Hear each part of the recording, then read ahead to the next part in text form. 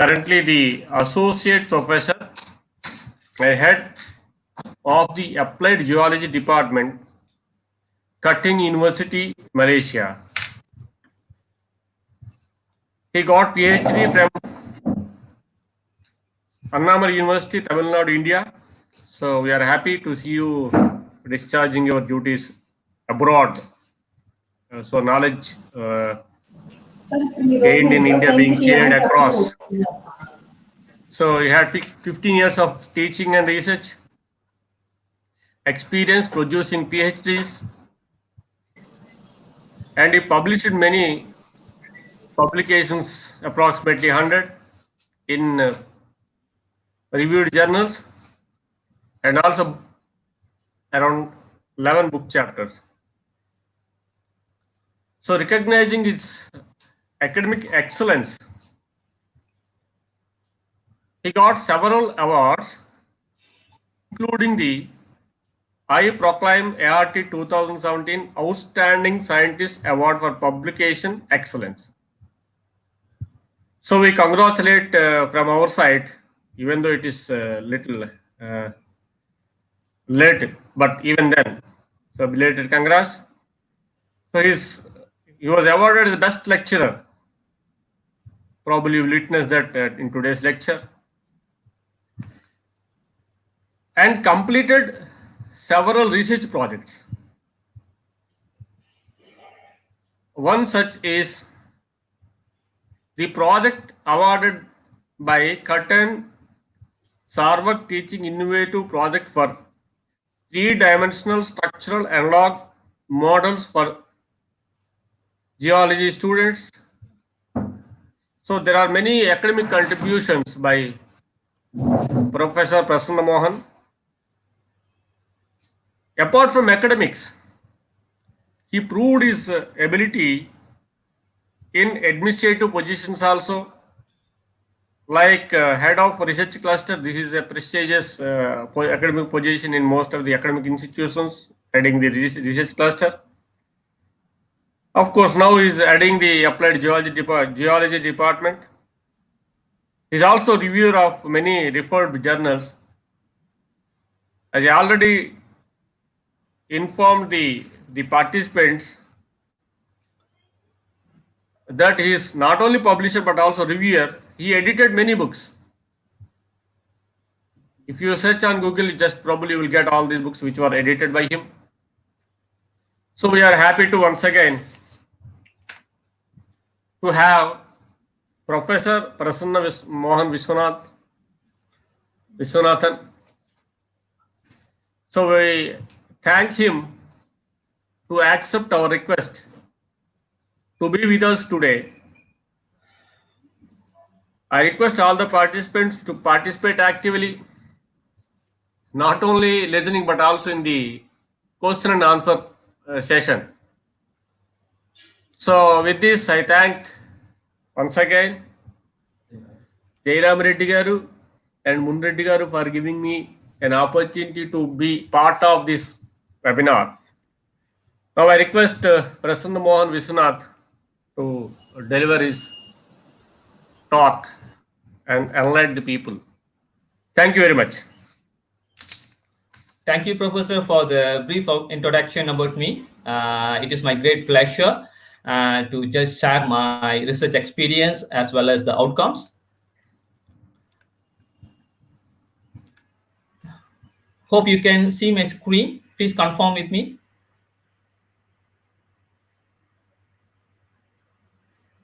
Did everyone able to see my screen?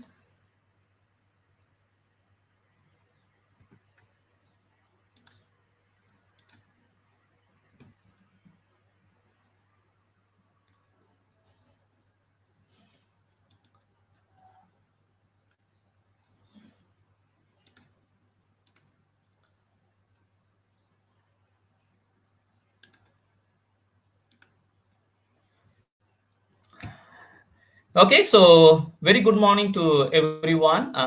Those you are staying in India, but in Malaysia time it is afternoon. First of all, I thank Dr. Muni Reddy for giving this opportunity for me to share my research experience as well as the outcomes that recently I am doing one of the research on the climate change in the geochemistry of Niah Cave. Okay, so this is my title of my presentation by today, that is Monsoon Climate Impact on Tripwater Geochemistry at Niah Great Cave, northwest of Borneo, Malaysia. Okay, so the title itself giving some kind of insight of the importance of this study. I am a geochemistry expert. That means that I mostly working on hydrogeochemistry. I'm dealing with all different sources of water, including groundwater, surface water. That includes the river water, lake water, etc. But this particular topic, it is very significant and very rare phenomena all over the world. I'm just doing the research on the geochemistry of trip water, particularly in the cave environment. Okay, so just give a broad idea. All over the world, we can find some of the significant caves. That caves formed by different geological process, and the caves belongs to different geology. But what I am talking by today, the Niah Great Cave is fully composed of a limestone. Okay. Without any further ado on the topic, I just move on my slide.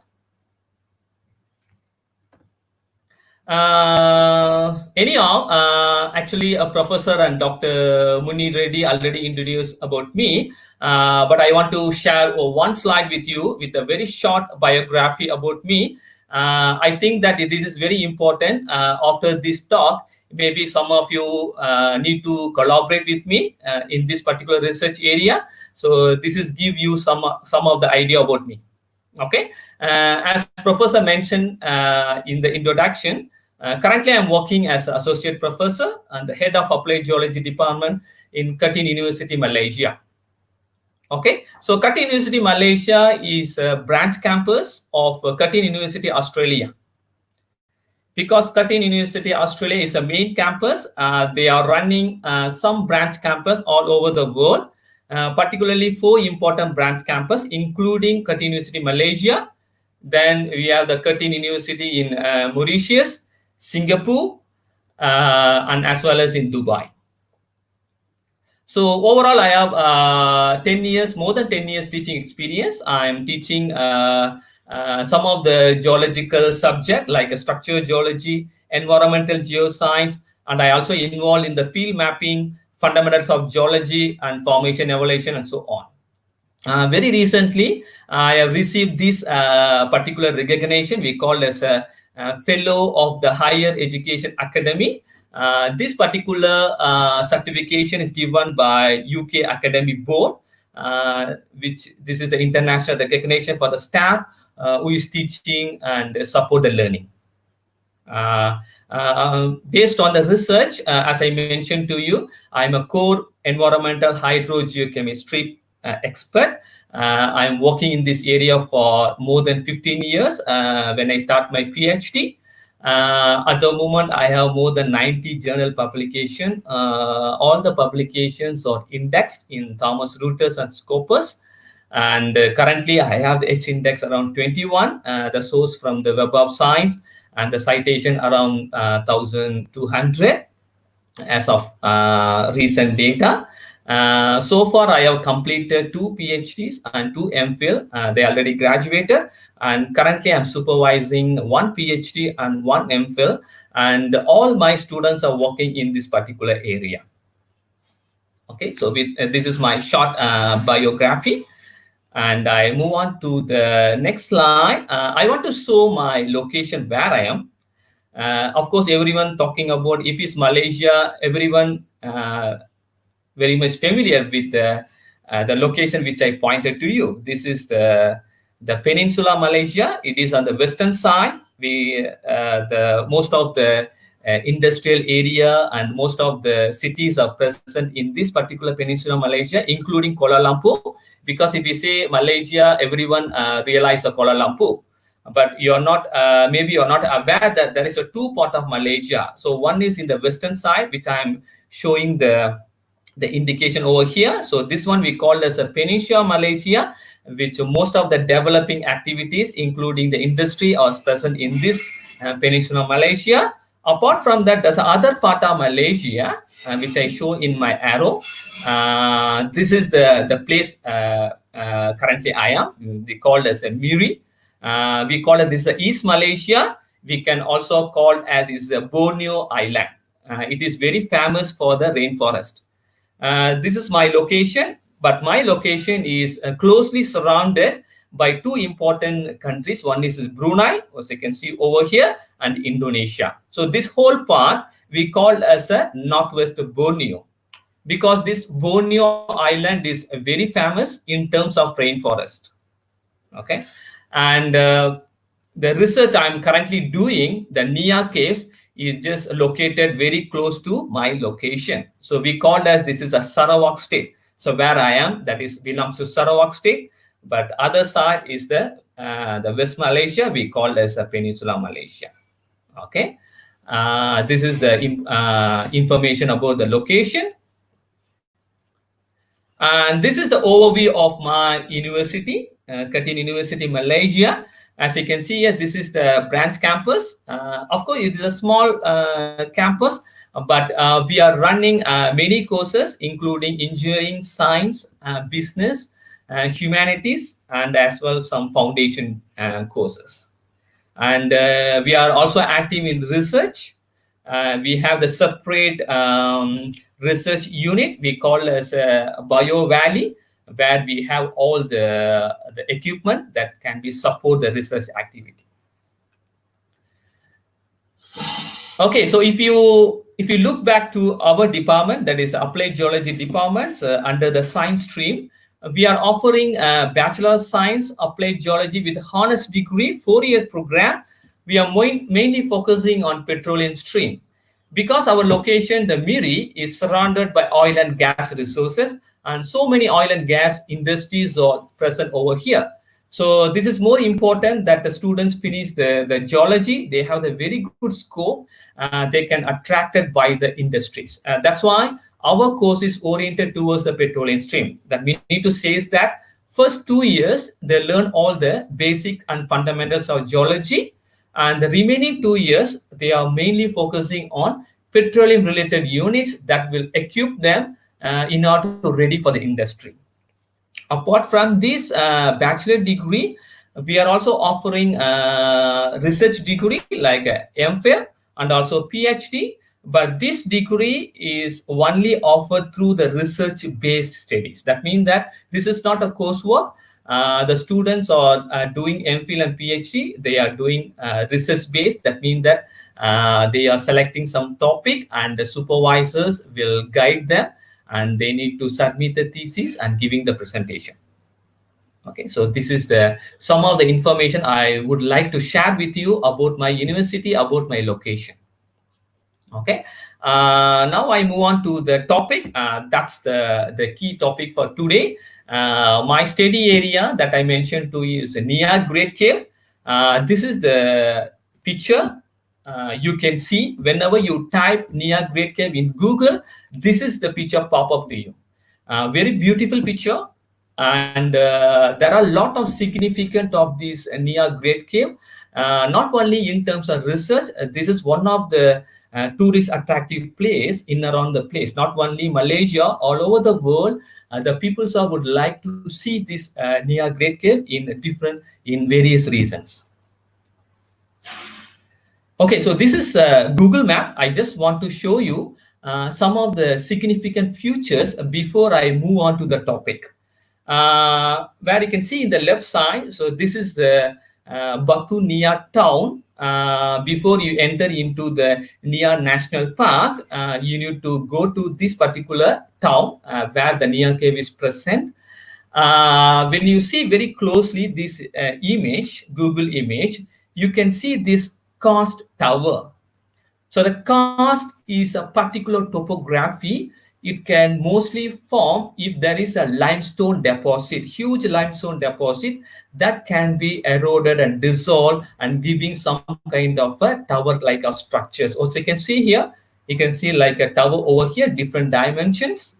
And this right side corner, I given a photograph that you can see the huge limestone deposits.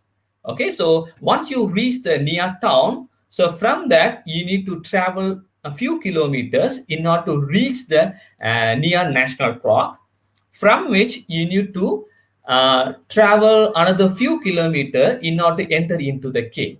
So while you're traveling, of course, you're supposed to go through by walk, because there is no any transport except there is a one river crossing this particular Niah cave. So for that, you need to use the ferry by a boat. The boat will able to cross you. From that, you can walk with a few kilometers, and then you can reach the entrance of the Niah cave. So this is the difficult part, because whenever I want to conduct the research, I about to spend off day in order to travel, reach to Batania. From that, I need to go near National Park. From that, I need to walk a few kilometers and enter into the cave. So it will take around off day. So doing research in Niah Cave is not easier. It have a lot of practical difficulties, but it my pleasure the outcome from this research is just give some kind of pleasant to me. And later I will show you what are the outcomes of this research. Okay, so this is the map of the Niah Cave. And I would like to share some of the significance of this Niah Cave, why I'm choosing this Niah Cave, apart from the research aspects. I already mentioned to you this Niah Great Cave is the largest and the biggest documented cave in Sarawak for the northwest of Borneo. So if we say Niah Cave, that is one of the significant location and geologically importance for the region, not only for the tourists and as well as for some research opportunities. And this is the key archaeological site in Southeast Asia. There are a lot of evidence of human occupations during the late Pleistocene and the early Holocene.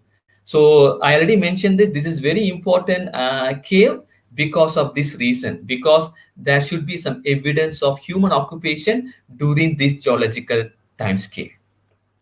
So based upon that, the numerous scientists have been much emphasized on the archaeological importance of Niah Cave and the human revolution in the Sarawak region. So that's one of the key for the importance of Niah Cave. This is tourist attractive as well as important for archaeological site if you compare all over the Southeast Asia. Okay, and this is the map of the Niah Cave. As you can see here, this is the route of the cave, that you need to go in a different entrance of the cave.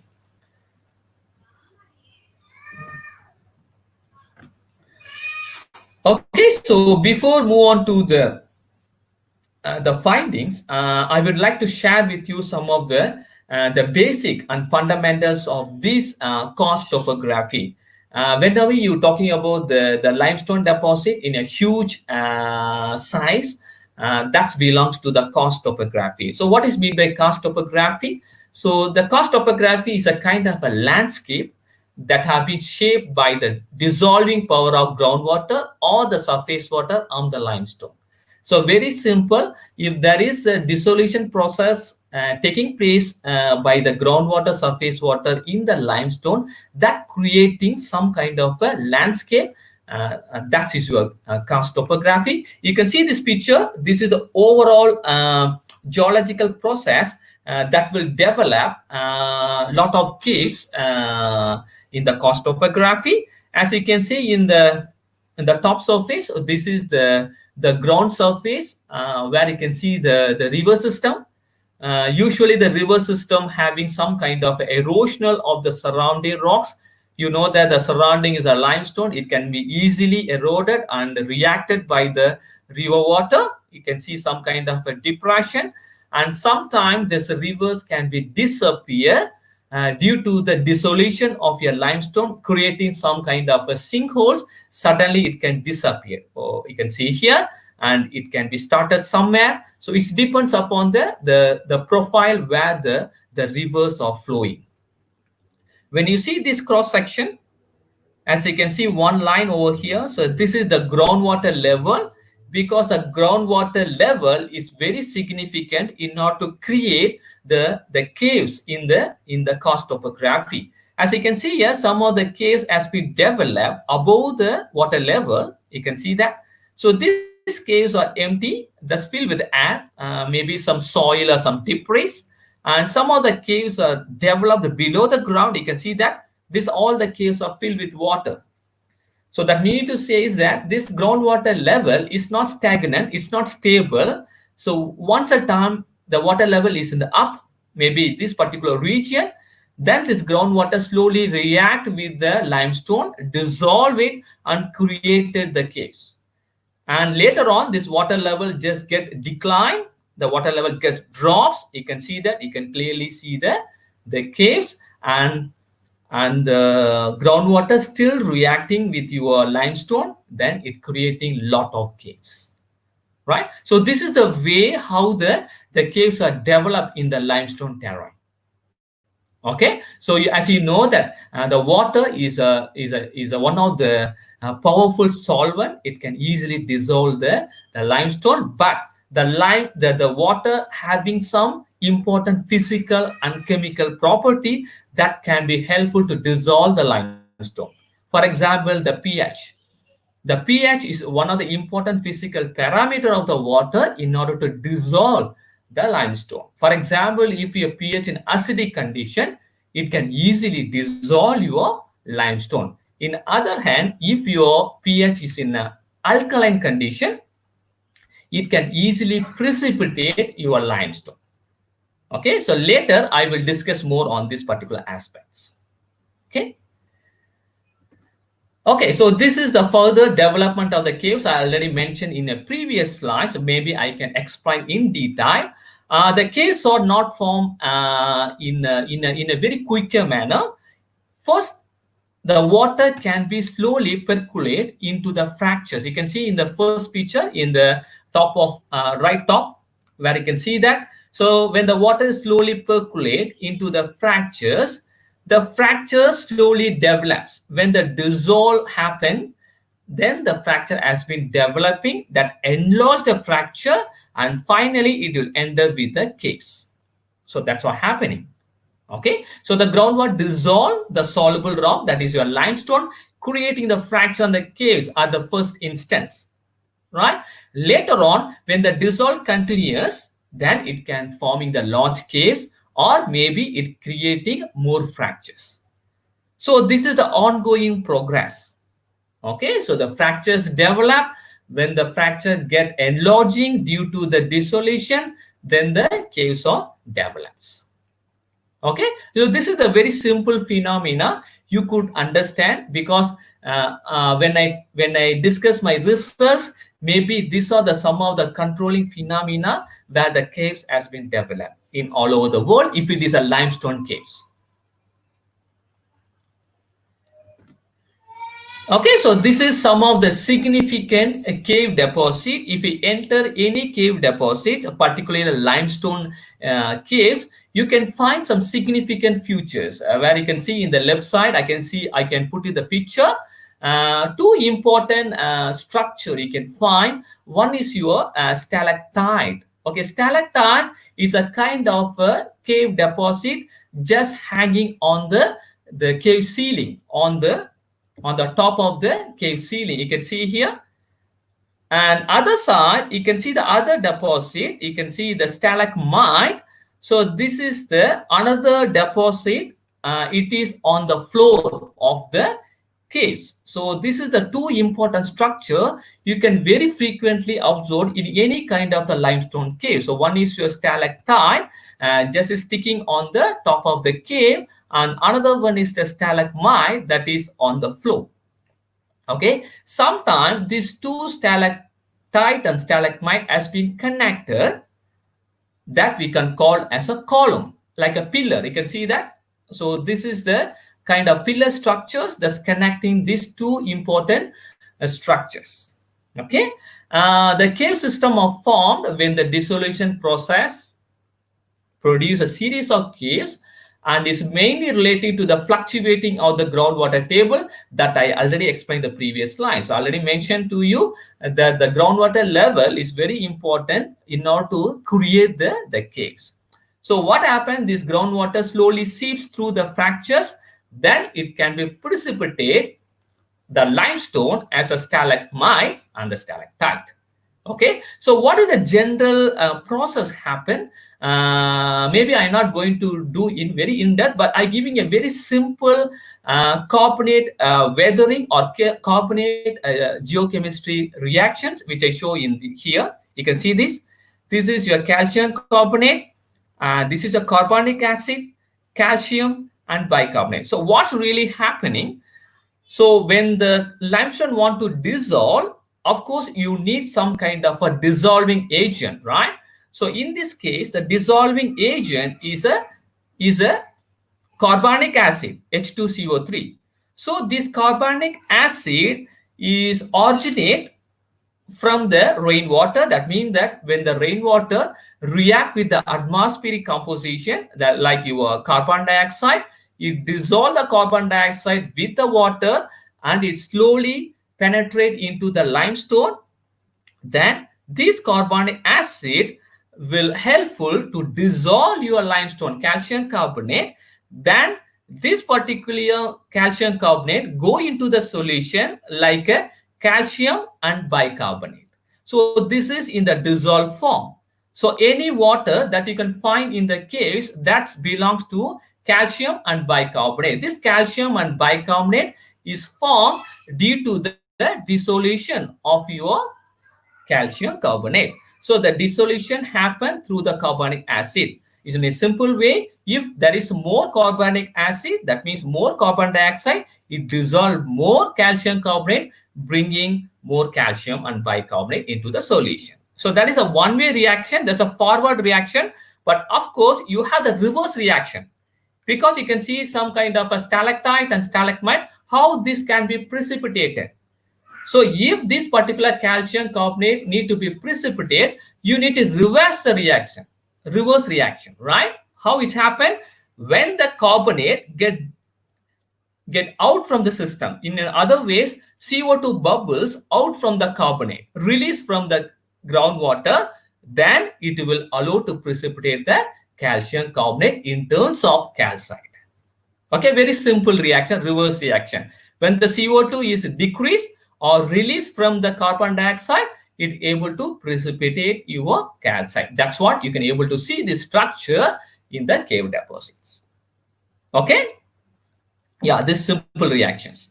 Okay, so maybe I forgot to tell you, spolier term is a very general and common term. It indicates any kind of cave deposit, it including the stalactite and stalagmite.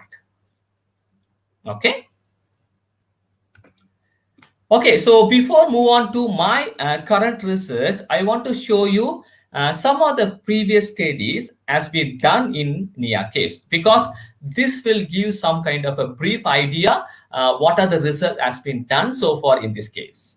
Okay, I just go according to the some important research has been done. The firstly, Harrison from 1958 to 1970. He is the one, he and his team was initiated to study the prehistory of the human civilization in this cave. So you're using different technique like radiometric dating. So that is the reason you know what is the age of that particular cave in order to do the radiometric dating, and did some archaeological study, ethnological study on Stone Age culture. So based upon this method, you come to some kind of idea about the age of that particular Niah cave, and you can also identify some kind of a human civilization in that particular time period. And after that, there was study was happened according to the geomorphological condition of this cave by Barker and his group by different years. You can see 2000 until 2007.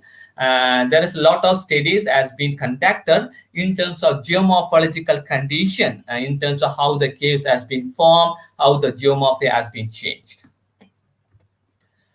After that, there should be a initial interpretation of the late Quaternary succession in this cave by Gilbertson in 2005. His team is come up with some kind of geological information about the Quaternary succession in terms of stratigraphy, geology, and so on. So after that, there was a study has been conducted by Hunt and Rutherford in 2005. He studied the sediment characteristics as well as the pollen influx into the caves. Okay, so after that, stratigraphy, sedimentary, and palynological evidence of changing environment. This study is very significant, conducted by Hunt and his team in 2007. After these studies, many researchers have some idea about the changing in environment, how the stratigraphy, how the sedimentary and the palynological changes happen due to the different environmental conditions. And after that, there is a very significant investigation was done by Dykes 2007. He studied the 42,000 years old of guano mud flow inside the cave. Because during that particular period, there is a huge mud flow happen. So he put some kind of insight on that particular event. He come up with some kind of insight on this study. Okay. Lastly, there could be some studies has been done on the potential risk from radon posed to the archaeologists and the environmental scientists in the Niah Cave. This is very interesting study because there is a lot of studies has been happened. That means that this cave is very busy in terms of tourism, in terms of research. Okay, so actually this researcher want to identify how safe this Niah Cave in terms of radiation. Because you know that the cave environment is entirely different. When you enter into the cave, you get the less oxygen, the pressure difference. So it will give some kind of a different feelings when you survive inside in the cave. So you want to identify how this radiation affect the people that walk inside the caves. Very interesting. Okay, so this is the overall studies and research has been conducted in the Niah caves. This is one of my curiosity why I'm selecting this particular topic. My current research, okay, I developed based upon this research gap. So what is the research gap? So far, there is no much studies on the geochemistry of trip water in Niah Great Cave. This is the first motivation for me in order to do some work on the geochemistry of trip waters. As you know that because geochemistry play a dominant role in order to create lot of cave deposit, as I mentioned to you earlier, lot of deposit like a stalactite, stalagmite, columns like that. So there should be some kind of a curiosity trigger me in order to do some geochemistry aspects in the trip water of Niah Great Cave. So from the in order to fulfill the research gap, I formulate some objective. These are the broad objective. So one of the objective to understand the few controls of trip waters composition in the cave, and I want to identify what are the spatial and temporal variation of trip water geochemistry. This one particularly I want to identify how the monsoonal impact to the geochemistry of the Niah Cave. Okay.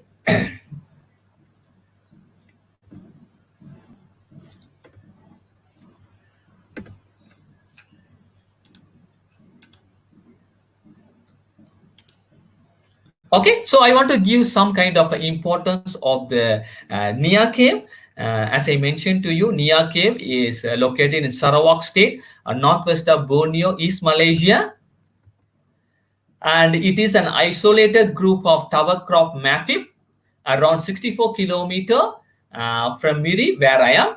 and 11-kilometer inland from the coast of South China Sea. Okay, where you can see in the map, you can see it is very close to the South China Sea,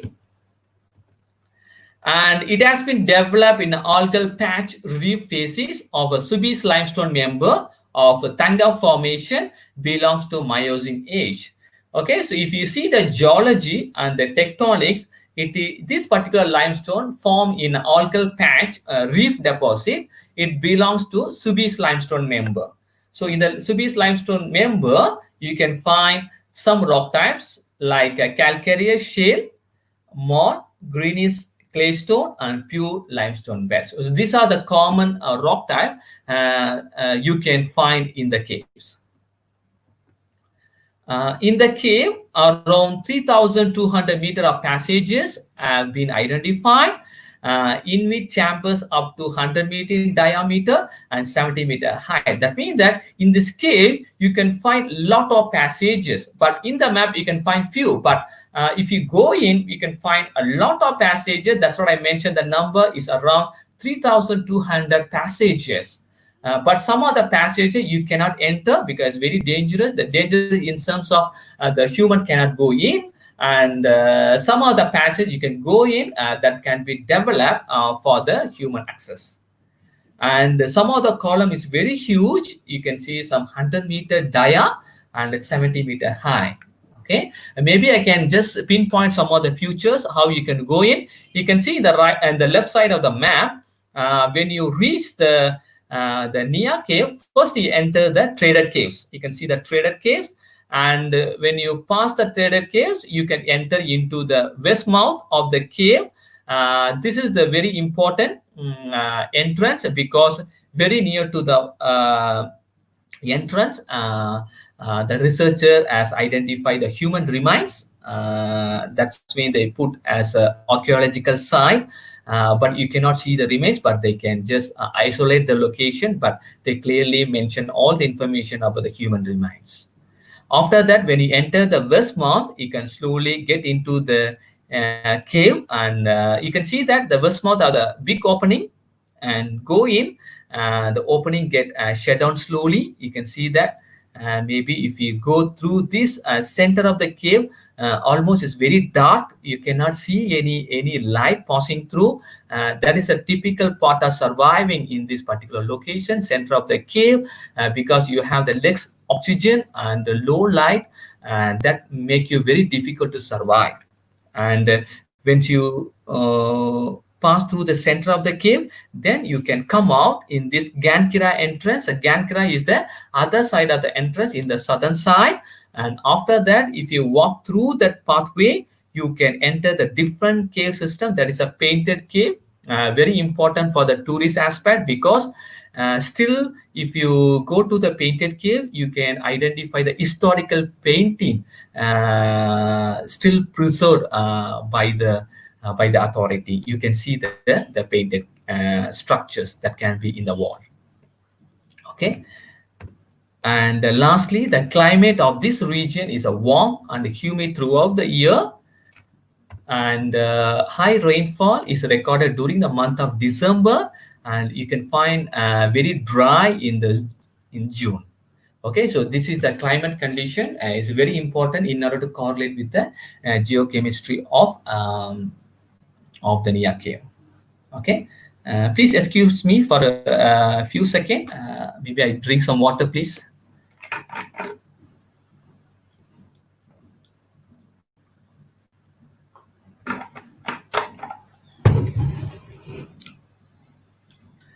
Thank you for stay on. I move on. Okay, these are some of the future, because I'm very familiar with the cave. I know each and every aspects of the cave, but as an audience, you couldn't visualize how the caves look like, what are the structures present in the cave.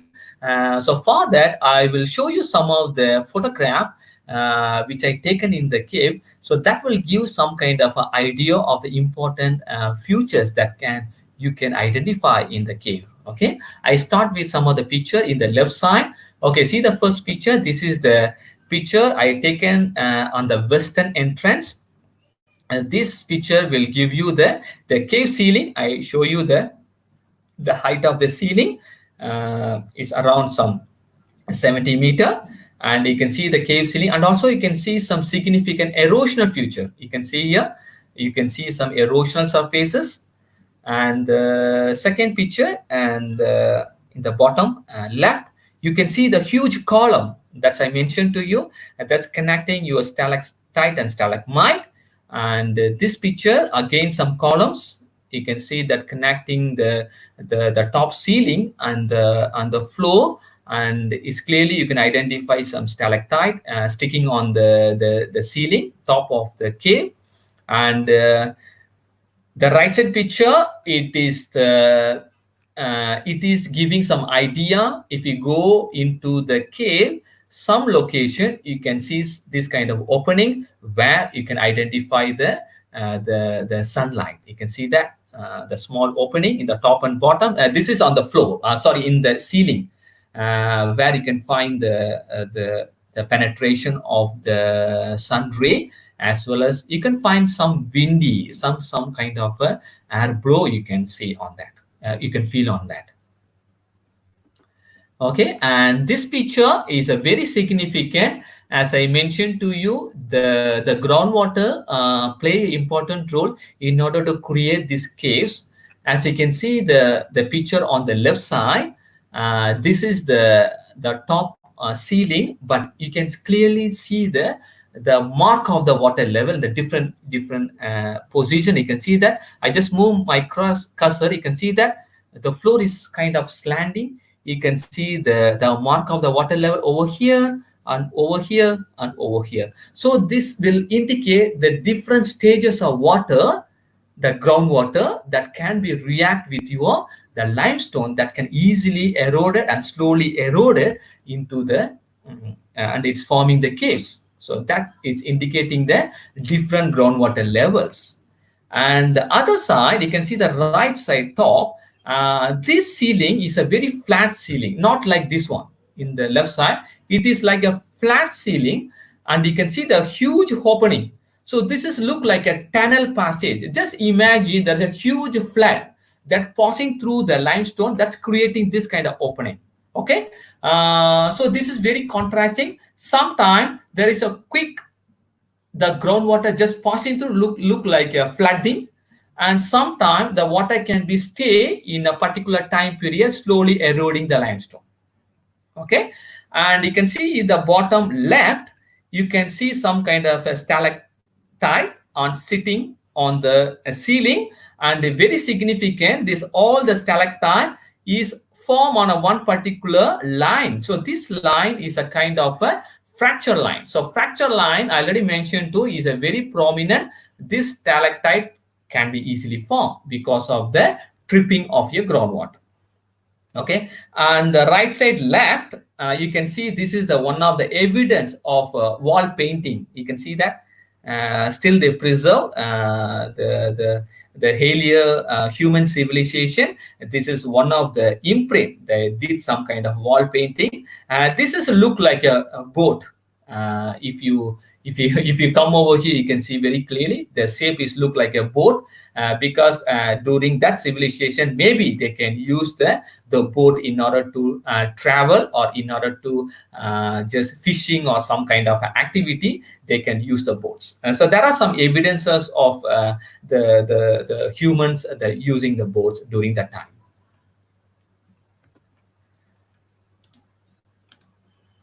Okay, so on this one, again, the left side picture, you can see the huge opening from the top to the down.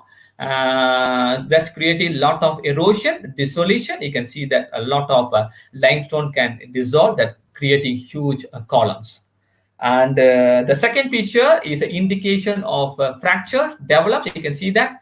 If you see on the walls, you can clearly see these fracture lines. Okay, the fracture lines, you can see some deposits where the water seeps through and slowly get deposits.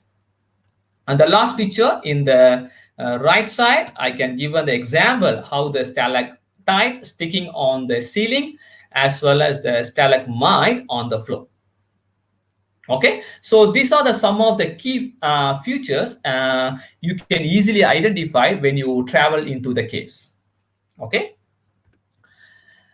Okay, so maybe I can explain you what are the methods I adopted in order to conduct my research, in order to identify the geochemistry of trip waters.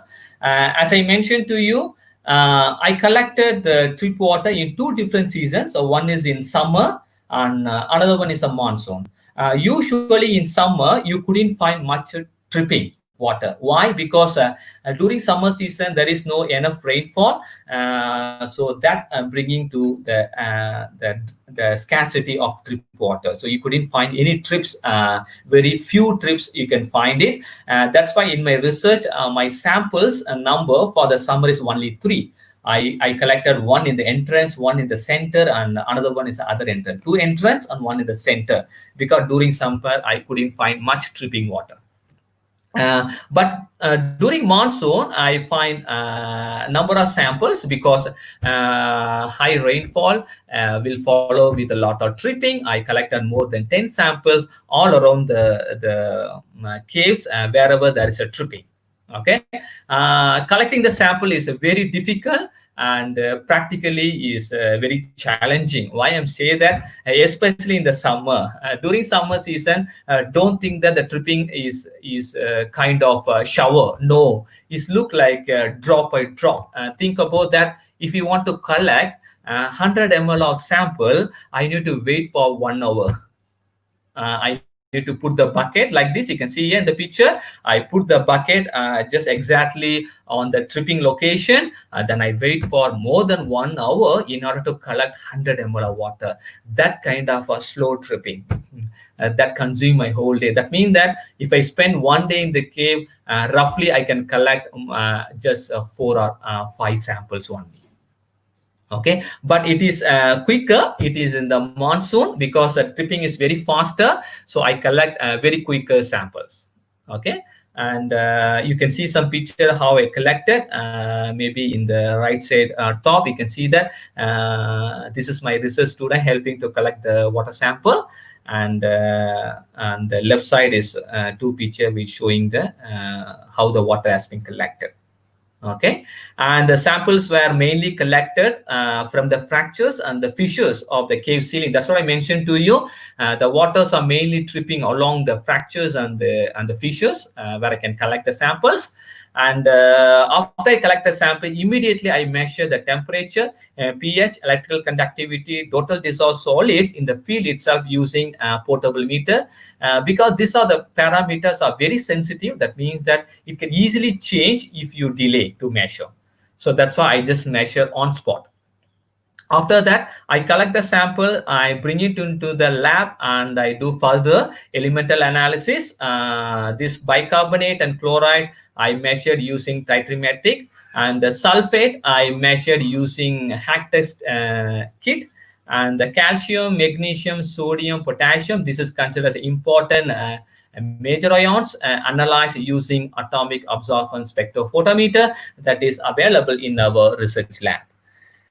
And apart from that, I also collected the representative rock sample that is fallen from the caves, because I want to know what is the original composition of limestone. Okay, you know limestone is a calcium, but I want to know that what are the other minor elements that can be present in the limestone. So I just do some XRD, X-ray diffraction method.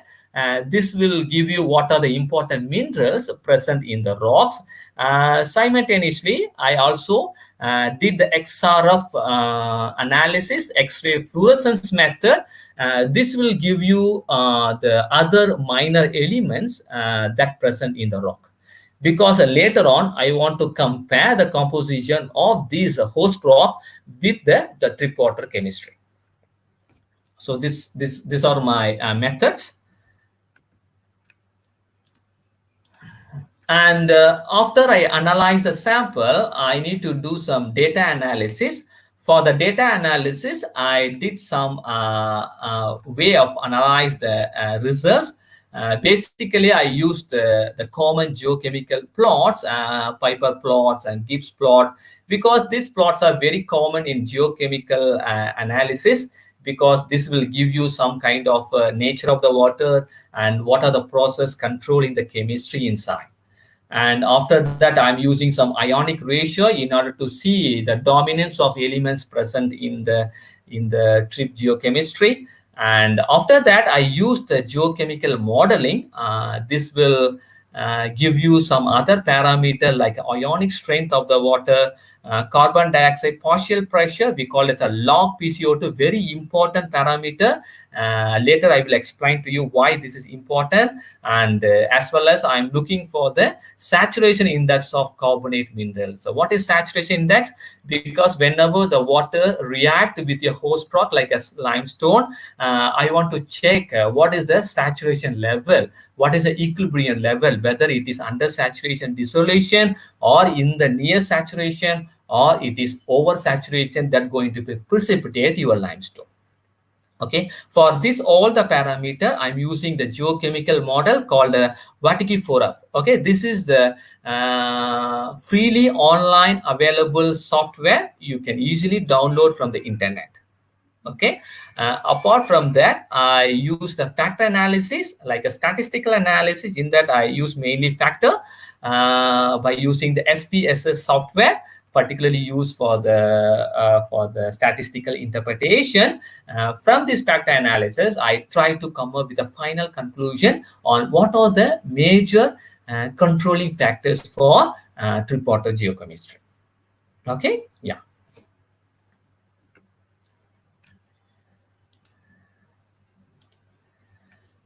Okay, so as I mentioned to you, the rainwater is a primary source for the trip water, because the trip water, you need to identify what is the source of the trip water. One of the main source is the rainfall, rainwater.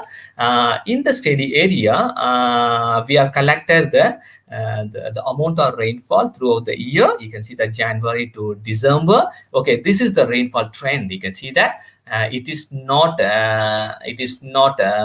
what you can say constant. It's a very drastic change in the rainfall amount throughout the year. That will give some kind of a fluctuation in the rainfall amount, as well as it will give some kind of insight to the geochemistry controls on the cave deposits. Okay, because of the drastic change in the rainfall pattern, I collected the samples according to two contrasting periods. As I mentioned to you, I collected trip water during dry season. You can see that during June and July, there is a dry period where I collected the trip water. This is considered as a summer. And contrastingly, I collected samples during between January and February. This is the wet period, considered as a monsoon. Okay, so why I'm collecting two contrasting? Because I want to know that what is the influence of monsoon, what are the controls of this rainwater in the geochemistry.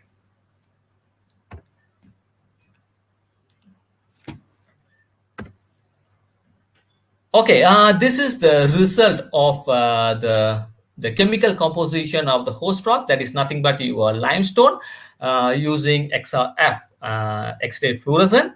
And you can see that these are the element I can able to identify from the analysis, like a calcium, magnesium, iron, manganese, so on. From that, it is clearly identify calcium and magnesium are the dominant element present in the host rock. And the others are very few, but you can see some kind of some amount of concentration from aluminum and sulfur. Okay, from that I can able to come to a conclusion that which dominant limestone, whether it's a calcite dominant limestone or magnesium dominant limestone. For that, there could be some standard method we called as a low magnesium calcite, LMC. For example, if you want to know it belongs to low magnesium calcite, I need to make some molar ratio between calcium and magnesium. If the ratio is less than 4%, that indicating it is a low magnesium calcite deposit.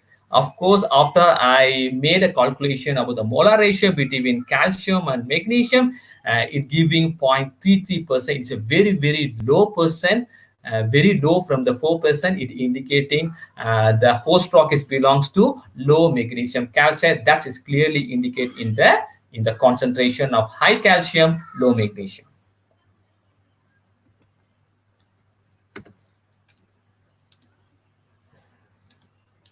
And this is the mineralogical outcome from the host rock by XRD diffraction method. As you can see this picture, this is the different peaks given by XRD analysis. From the peak, I could able to identify what are the minerals on the particular peak based upon the 2 theta value. So from that, these are the possible mineral I can identify based upon the general guidelines. From that, there is very significant high peak, large peak I can identify over here that belong to calcite. So very significant, this calcite belongs to rhombohedral calcite. This is a one particular crystal system, okay, that belong to rhombohedral calcite. And you can also identify other peaks, but not equal to the calcite, but still I can able to identify other mineral like a dolomite, magnesite, and aragonite. For information, this dolomite, aragonite, and magnesite belongs to carbonate minerals. It's very clear that the carbonate minerals are very dominant in the limestone rock. And apart from that, you can see some low amount of quartz as well as your smithsonite. Okay, these are the two mineral I can also identify, but not significant in the composition. Okay, so this is the overall chemical composition of trip waters after I analyzed both the summer and monsoon season. You can see the table. I hope you can able to see. This is the sample ID. AM is belongs to monsoon. I collected 9 samples, and D belongs to summer. And the location here, I put some index like a TCE, that is traded cave entrance, which I showed previously in the map. That is one of the worst entrance. That's a traded cave entrance. CC is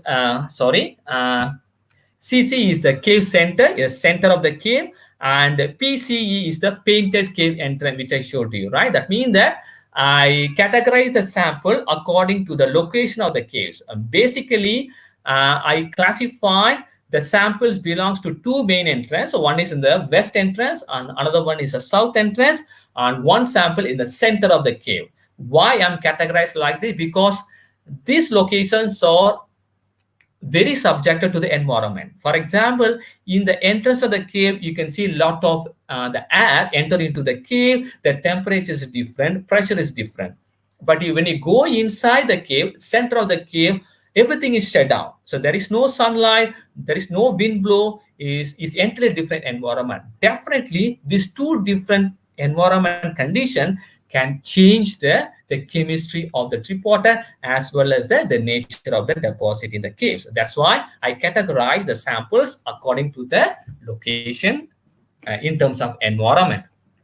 As you can see this one, and I also calculate the trip rate. You can see that the tip rate, of course, I am not calculating exactly, but due to the difficulty in the field, but I roughly calculated how the trip look like. For example, sometimes the trip is very faster, sometimes is very slow.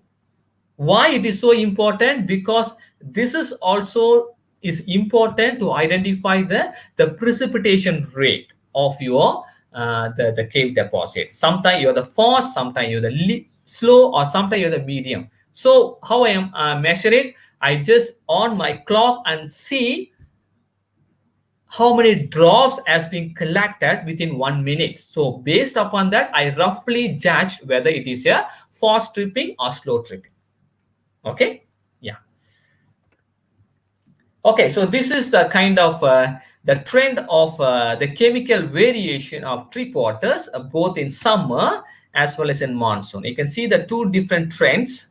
From that, you can get some kind of a points how the chemical variation has been affected in summer and monsoon. But basically, if you see the concentration, the overall concentration is higher in summer compared to the monsoon.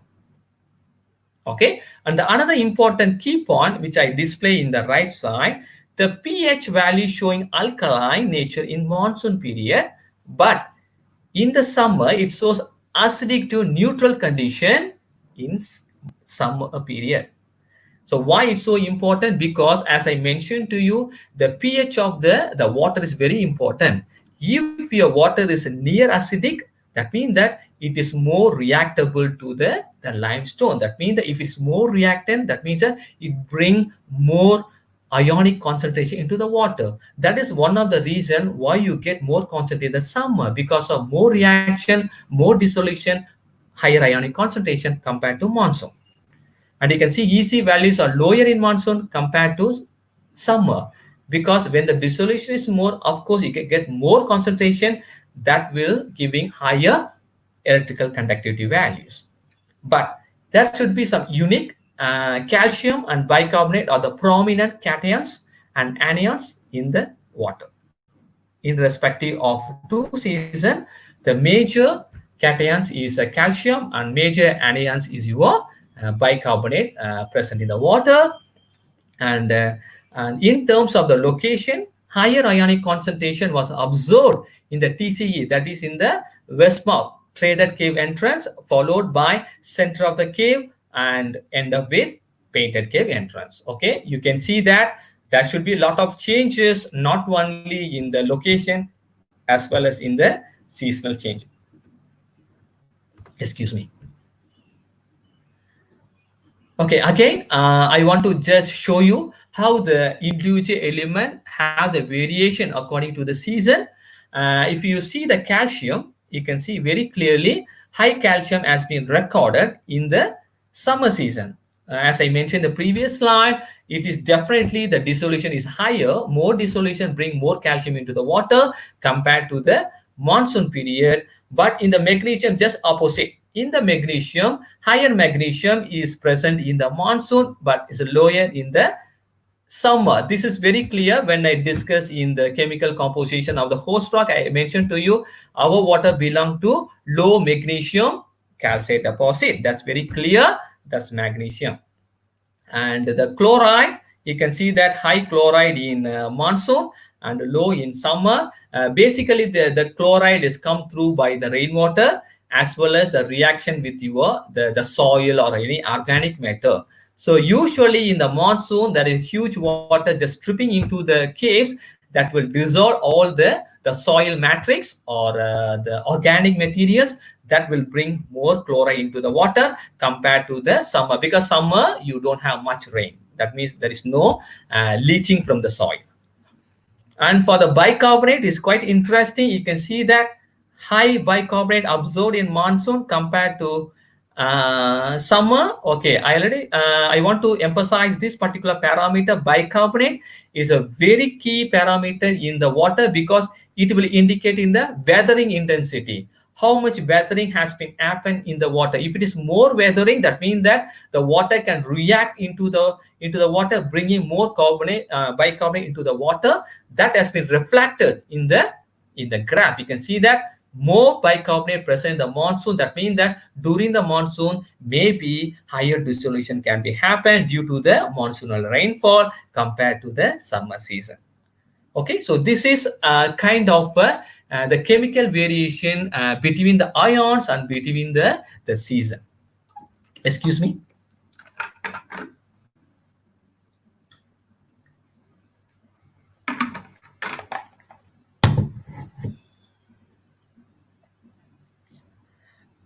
Thank you, and move on.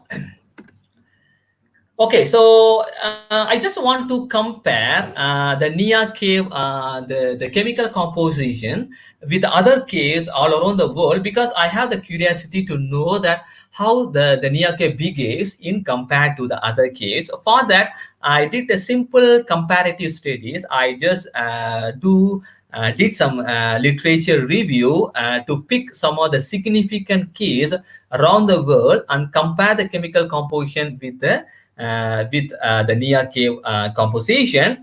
In the table, you can see that I picked 3 caves in China, and 1 cave in Australia, and 1 cave in US, and I compared with the Niah Great Cave. both in summer and monsoon. It is quite interesting. You can see some changes, particularly the calcium and magnesium concentration of trip water in Niah Cave during monsoon period is lesser than the other caves.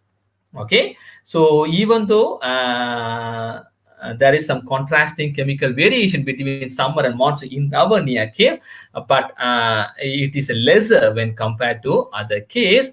And the chloride and bicarbonate higher in Niah Cave than other caves, irrespective of season. So this is quite interesting. You can see that the bicarbonate play a significant role in Niah Cave in order to bring the concentration during the dissolution process. Another significant, you can see the last column where I mentioned the SIC, that is a saturation index of calcite, where you can see that our Niah Cave is showing undersaturated to near saturated, but in the other case it's showing the oversaturated. How is it oversaturated? If the value is more than zero point 0.1, then you can say it is a positive values, right? So positive values, that means that it is oversaturated. If it is a negative value, it is undersaturated conditions. Okay, so later I will discuss more on the saturation index. Okay.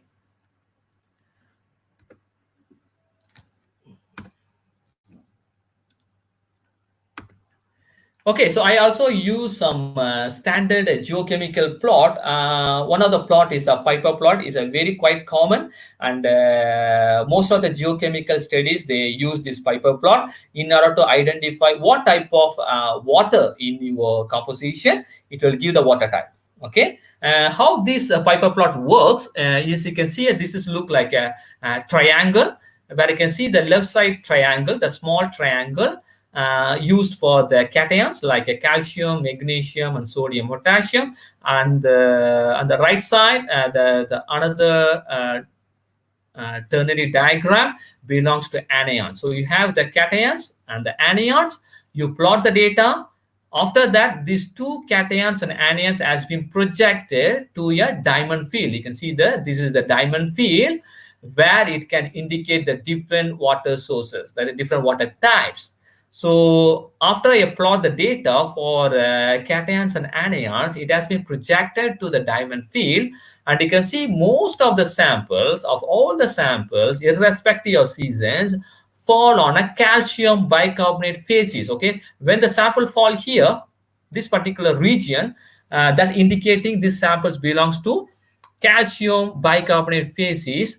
If your sample is a calcium bicarbonate, it is an indirect of it shows that your water is a recharge water from the rainwater and from the monsoon rainfall, and it also indicating it is subjected to carbonate dissolution through rock water interactions. That means that your water is belongs to a recharge water. We cannot say recently, but it can be by a monsoonal rainfall that slowly penetrate into the fracture of the caves and dissolve your limestone and bringing this water type calcium bicarbonate. As I mentioned earlier, if any cave water, if it belongs to calcium bicarbonate, that indicating the dissolution of your limestone. That clearly indicated in the Piper plot.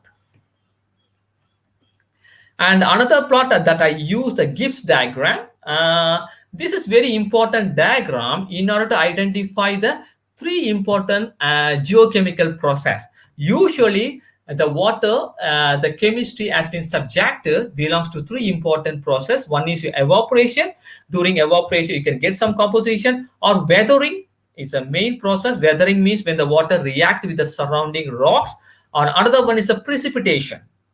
Okay, so this plot, how it works, you can see the two boomerang diagram. You can see it look like a boomerang, and the left side one is for the cations and the right side one is for the anions.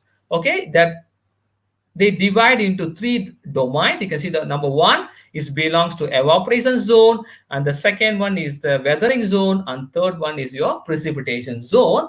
After I plot the data into the diagram, I could realize that all the samples fall in the domain 2 that belongs to weathering.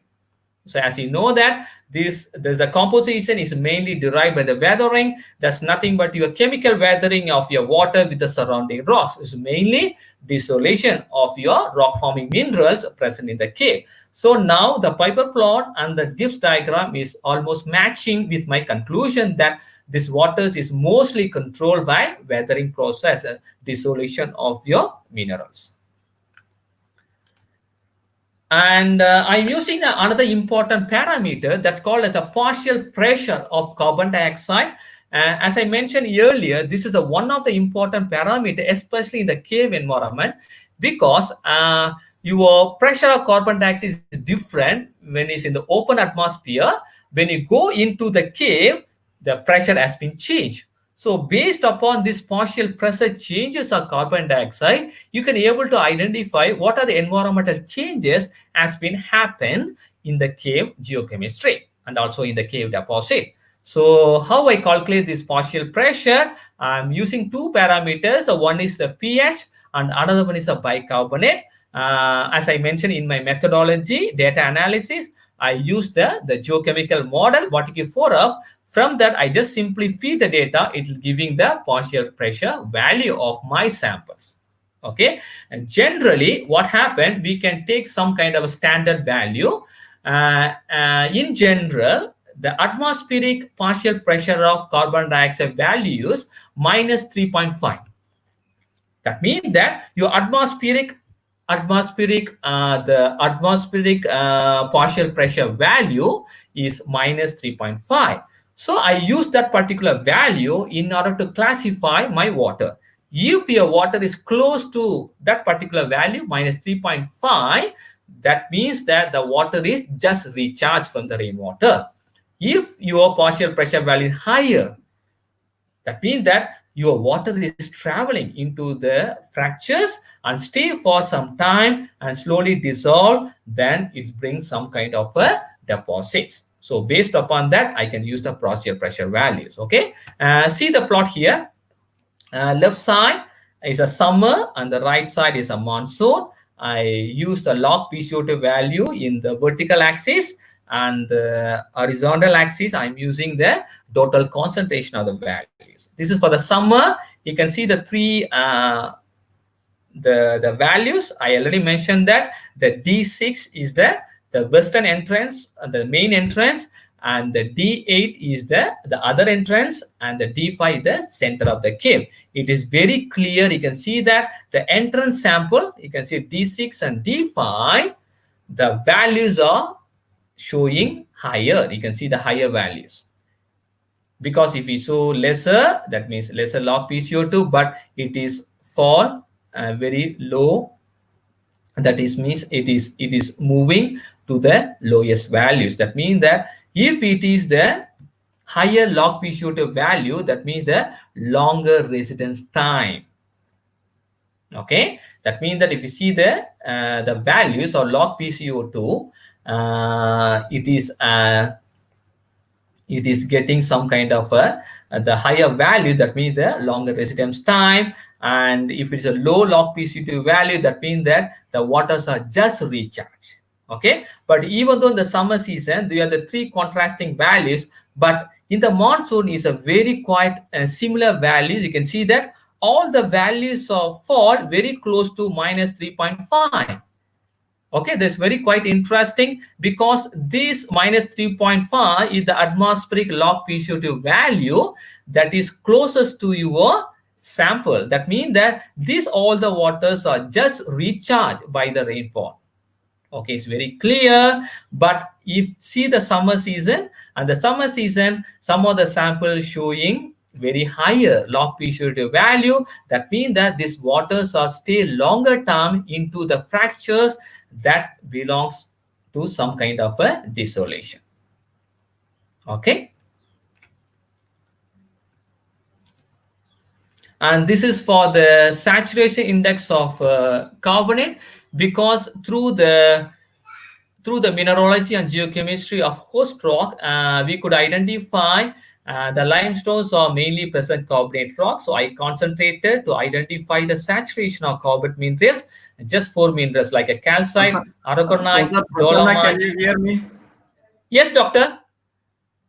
Sir, we need some time for the question and answers. Okay, doctor. I just rush up. I finished it within few minutes. Yeah. So Okay, doctor. because Thank you. 11:30 we need to do, the next speaker will be on the line.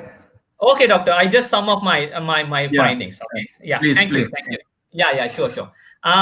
Okay. Due to time constraint, I just run through the slides. I also use the isotopes in order to identify the nature of the geochemistry. In order to identify, you can see that I use the carbon-13 isotopes in order to identify how the cave air circulates. It circulates from D6 to D8. That means that the air circulation is an important phenomena in order to control the cave deposits. And I also collected some water in the stream, because I already mentioned that some of the stream has been just running through into the cave. I did some chemistry. This is the passage of the water going in, and this is the variation of the chemistry. Of course, there should be some kind of changes in the composition. These are my conclusion. I don't want to read each and every slide, but it is very straightforward as I discuss each and every slide. Overall, this groundwater geochemistry in the caves are mainly controlled by the dissolution of the water and the precipitation of the calcite. Okay, so this ongoing work, because still we are doing the work, increasing the drip water samples, analyze the speleothem samples, and currently I'm doing the radiation measurement in order to identify the radiation mechanism into the caves. Okay, so these are the publications I just made through the results, and thank you very much for listening to the talk. I'm happy to answer you if any questions. Thank you. Thank you, Dr. Prasanna. The participants, you have any doubts or clarifications, you may please send your queries to online. So Dr. Prasanna will be happy to answer some of your questions.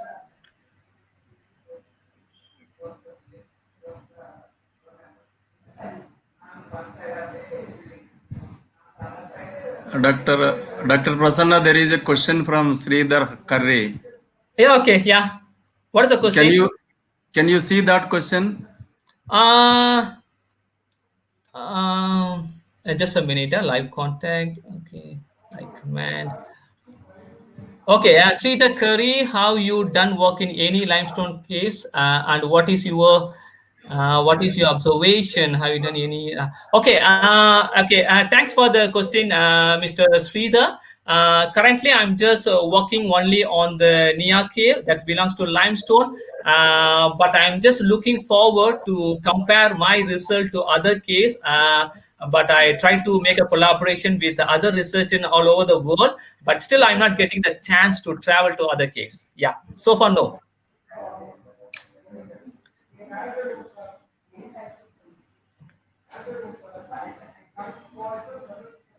Okay, there is a one question from Ashish Mittal. Please elaborate the effect of climate change. The main objective for my studies, as I mentioned to you, this particular cave deposits is mainly controlled by the monsoon effect that is reflected in my geochemistry. As I mentioned to you, during the summer season, there is a lot of dissolution, but we don't have enough rainfall in order to form the cave deposit. But during the monsoon, there is a lot of rainfall that bringing more dissolution into the cave system. That's clearly evident that the monsoons control the cave deposits.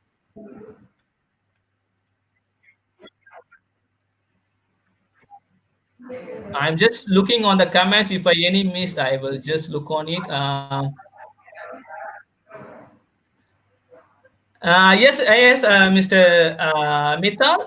The intensity and the variability increases with the climate change. That's what I mentioned to you. It's clearly reflected in the geochemistry as the monsoon, even though the concentration is less, but it can be controlled by other mechanism like a dissolution. But in near future, we are trying to collect more sample during the summer season. As I mentioned to you, in the summer, I collected a few samples that will not giving much representation. But in near future, I'll try to collect more sample in order to see the clear variation between the monsoon and the summer variability.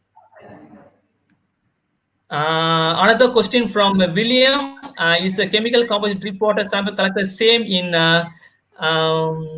yeah, actually I already mentioned to you I cannot equally compare the location, but that's why I just classify my sample in a 3 different location, 2 from the entrance and 1 from the center, so it is comparable with the composition.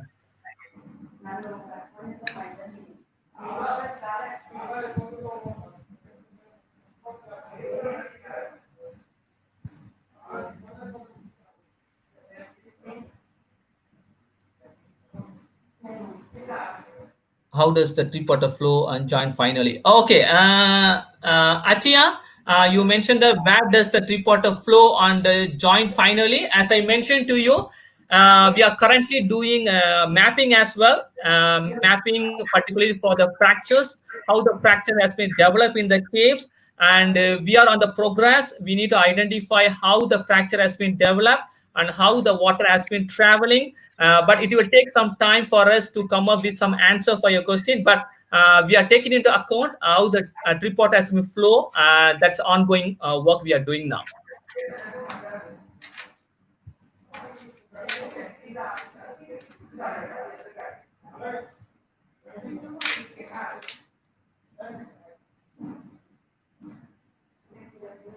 And for the audience, I am really happy for your questions. And if you're really having any question in your mind, maybe later, please send an email to me. I'm happy to share with my findings as well as some discussion. And I am also just convey my interest to Dr. Muni Reddy. If any of your colleagues want to work on this particular research area, I'm happy to collaborate because there is a lot of areas you can work, not only geochemistry. There is a lot of other area like a sedimentology, like a biological work can be done. Definitely, Dr. Prasanna, we will look forward to associate with you. Let me talk with my colleagues who are interested in this type of studies. Okay. Recently, 2017, one of our faculty members have done PhD on fissures and cracks in tunnels in dams. Okay. Yeah. Tunnels, galleries they call. Yeah. Actually, that kind of phenomena is somehow related with the which I mentioned to you. The cave, the fractures develop in the cave also have the same mechanism, but maybe a different geology. Yeah, they have used some NISA software to understand the pressures in the cracks. Okay. Internal pressures created by the poor water, and they have done some some of the studies like that. Let me discuss with them if they are, further carry forward their interest. Yeah, we will collaborate. Sure, doctor. I hope you have my email ID. Maybe you can just share with others. Maybe they can contact me. And one more thing, I need to answer some other question by Mr. Aaron. The GI system is a key factor in the research. One of the difficulty why we are not using GIS, as I mentioned to you, because the cave is a very closed system. Even though if you go into the cave, we cannot use the GPS because we cannot get the signal, the satellite signal. That is one of the difficulty, but we are trying to get some kind of a morphological studies by GIS, but still I am not getting the idea, but we are just exploring on that particular aspects. Okay. Okay. Okay, it's not required to do study in 3 seasons like pre-monsoon, monsoon. Okay, actually, I mentioned to you, I just started the research on this particular Niah cave in order to identify the climate change. But later on, I will increase the sample number as well as the time period. What you mentioned that pre-monsoon, post-monsoon, during the monsoon, summer. So that will give the overall idea. That's my plan. My future plan, I need to increase my samples as well as the seasons.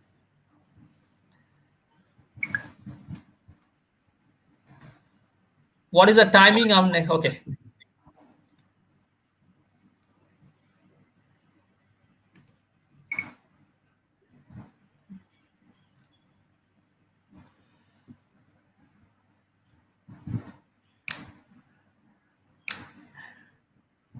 Thank you, doctor. That's why I mentioned to you. If anybody having any questions, they can contact through my email.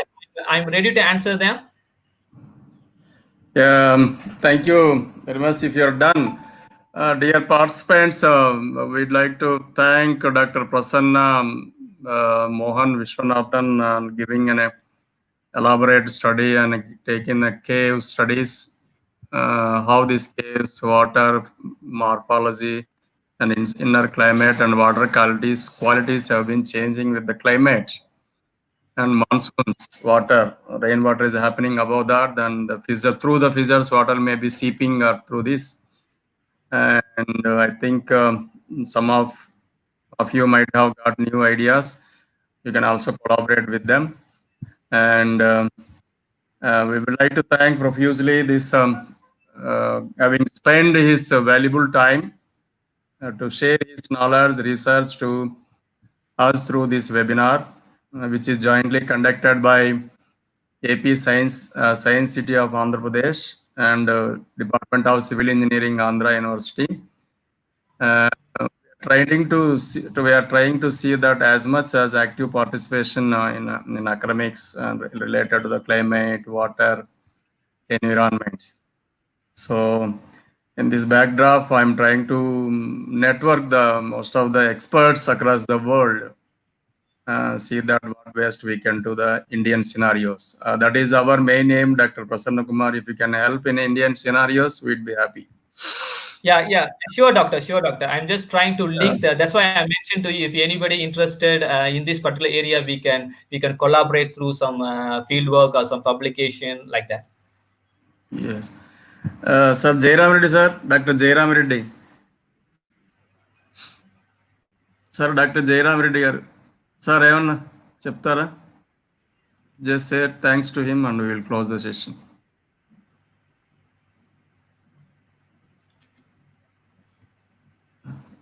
Prasanna గారు వినిపించట్లేదు చూడండి. ప్రసన్న గారు, it is not audible. Oh, yeah, I cannot hear. Yeah, please. Sir, Jairam Reddy, sir. Jairam Reddy, sir.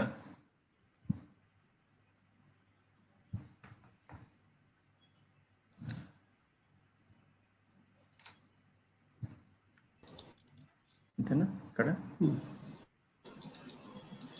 Sir, Jairam Reddy, sir. You are not audible. వినిపిస్తుందా?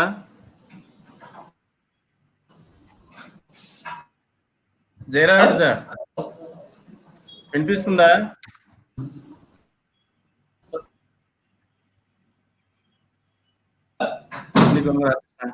కొంచెం shall we close the session and say thanks to the Prasanna Kumar? Shall we close the session?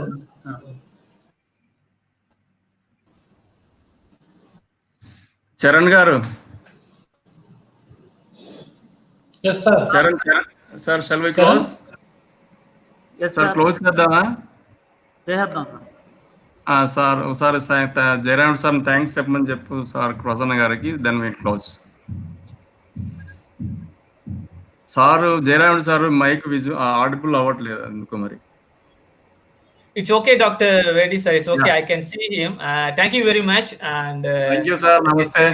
Thank you very much. And welcome. Namaste. And we will keep in touch. And I hope it's a good opportunity for me to see you all. Yeah. Yes, sir. And Paklan, sir, apram wherever we try to get some space. Sure, sir. Kandipa. Apram Paklan, sir. Sure, sir. Kandipa.